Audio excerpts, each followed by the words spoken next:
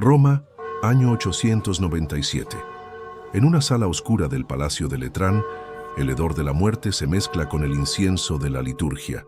Las velas tiemblan, no por el viento, sino por la presencia de algo impensable. Ante un tribunal de cardenales, nobles y soldados, yace sentado un cadáver. No es una metáfora, es un cadáver real. Ataviado con vestiduras papales, el cuerpo putrefacto del Papa Formoso es juzgado. En uno de los episodios más macabros y delirantes de la historia de la Iglesia católica. ¿Qué llevó al Papa Esteban VI a cometer semejante sacrilegio? ¿Fue venganza, locura o un mensaje de poder para el mundo? Esta es la historia del Sínodo del Cadáver, un juicio que desafía la lógica, la fe y los límites de la cordura. Para entender este juicio aberrante, debemos viajar al corazón de una Roma desangrada por la ambición. No era la Roma imperial de los Césares, era una ciudad caótica, dividida entre familias nobles, obispos enfrentados y una iglesia que servía más a las coronas que a Dios. El siglo IX es conocido por los historiadores como la Edad Oscura del Papado. Papas que duraban meses, asesinatos, exilios, sobornos. El trono de San Pedro no era un llamado divino, era un botín, un objeto de deseo en el ajedrez sangriento entre el Sacro Imperio Romano Germánico y las poderosas familias romanas.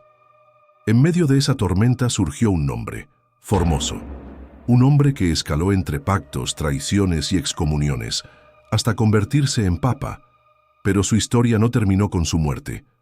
En realidad, allí fue donde comenzó el infierno, porque en Roma ni siquiera los muertos estaban a salvo. ¿Quién fue realmente Formoso?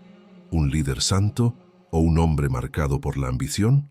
Nació en el año 816, en Ostia, cerca de Roma.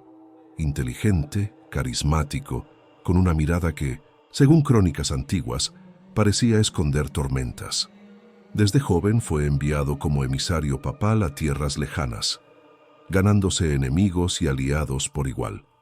Pero Formoso era peligroso, no porque blandiera espadas, sino porque movía piezas invisibles. Era un diplomático hábil, un tejedor de alianzas con reyes, nobles y emperadores. Fue nombrado papa en el año 891, pero su reinado fue corto y estuvo marcado por un error fatal: apoyar al emperador equivocado. Se enfrentó al poderoso Lamberto de Spoleto y a su madre, la implacable Ageltrude. Cuando Formoso murió en 896, muchos pensaron que su historia acabaría ahí, pero el odio, ese veneno que corroe la memoria, no descansó, y un año después de su muerte, el cadáver de Formoso sería exhumado, vestido con sus ropajes papales y llevado a un tribunal para ser juzgado como un criminal. La humanidad nunca había presenciado algo igual. Roma, año 897. En el corazón del Vaticano se preparaba una escena que rozaba lo profano. En una sala del Palacio de Letrán, los asistentes esperaban en silencio. El hedor de la muerte impregnaba el aire. Y entonces, las puertas se abrieron. 6 hombres ingresaron cargando un ataúd. Dentro, el cuerpo de Formoso, muerto hacía más de 9 meses.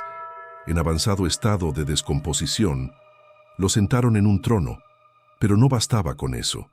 Lo vistieron con los ornamentos papales, la tiara, la casulla, el báculo en su mano rígida, frente a él un tribunal eclesiástico, y presidiéndolo el nuevo papa, Esteban VI, rostro endurecido por el odio y la venganza. Formoso fue acusado de herejía, de usurpar el trono papal, de haber actuado sin legitimidad. Por increíble que parezca, un diácono fue designado para responder en su nombre. El diálogo entre el tribunal y el cadáver fue real. ¿Por qué violaste las leyes sagradas? ¿Por qué te sentaste en el trono de Pedro sin permiso divino? La audiencia estaba entre horrorizada y fascinada. Era un juicio, sí, pero también un espectáculo macabro. El cadáver no habló, claro, pero el silencio era más atronador que cualquier defensa. Entonces el veredicto fue pronunciado. Culpable. El veredicto cayó como un rayo en la penumbra. Formoso es culpable, y con ello el infierno se desató sobre un cadáver. El tribunal ordenó una sentencia sin precedentes. Se anulan todas, sus decisiones, decretos, nombramientos, como si su existencia misma fuera un error que debía borrarse. Pero no bastaba con la condena. El odio de Esteban VI exigía espectáculo y humillación. Le arrancaron los ornamentos sagrados, le desgarraron las vestiduras, cortaron los 3 dedos de su mano derecha, los que usó para bendecir al pueblo. El cadáver ya era polvo envuelto, sin piel, pero para el tribunal aún era un enemigo. El cuerpo fue arrastrado fuera de la basílica, como si se tratara del más vil criminal. Y entonces fue arrojado al río Tíber, sin tumba, sin honra, como un perro muerto. Pero Roma no guardó silencio. El pueblo, que había observado con horror este juicio profano, comenzó a murmurar, luego a protestar y pronto a clamar venganza. El juicio no solo había profanado la muerte, sino también la fe. ¿Quién era más monstruo? ¿El cadáver en el trono o el papa que lo juzgó? Lo que Esteban VI no sabía era que al desenterrar al muerto, había desenterrado también una maldición. Roma ardía en rumores. Algunos decían que la noche del juicio vieron sombras cruzando los muros del Letrán.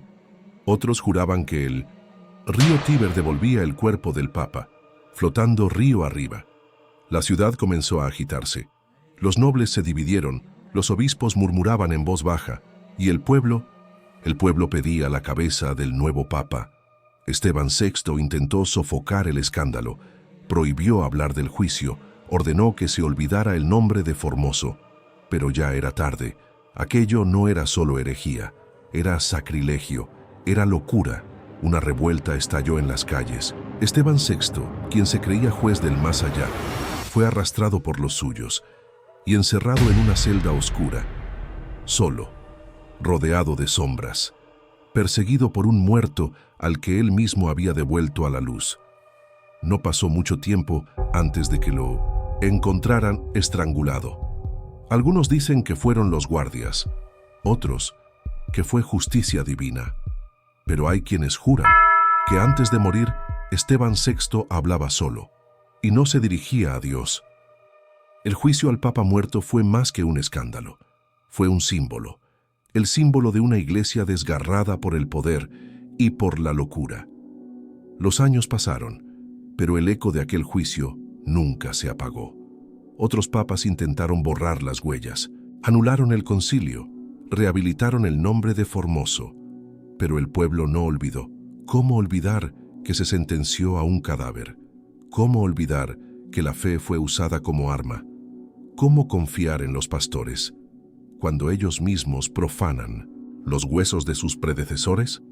Desde entonces muchos se han preguntado, ¿quién fue el verdadero monstruo?